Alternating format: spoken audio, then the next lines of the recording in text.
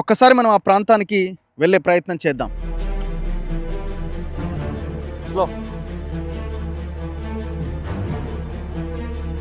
So మనం లోపలికెళ్ళాలి.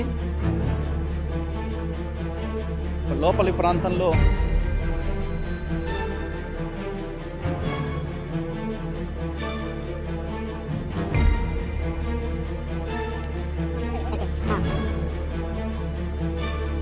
So సరిగ్గా అదే ప్రాంతంలో హిడ్మా అంత్యక్రియలు జరిగినాయి. ఒక్కసారి మనం చూడొచ్చు.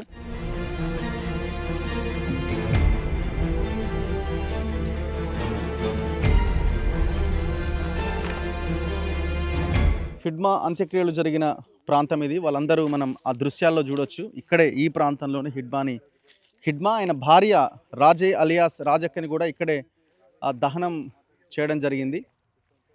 సో కాష్టం అంటారు కదా, కాష్టం పెట్టడం జరిగింది. సో ఇదే దాంట్లో అంటే వీళ్ళు ఇక్కడ ఎవరైనా చనిపోయినప్పుడు కూడా ఇదే ప్రాంతానికి తీసుకొచ్చేలా కనిపిస్తూ ఉన్నారు. అందుకే ఎక్కువ ఇవన్నీ మనకు వాళ్ళ మంచాలు ఇవన్నీ కూడా కనబడతా ఉన్నాయి.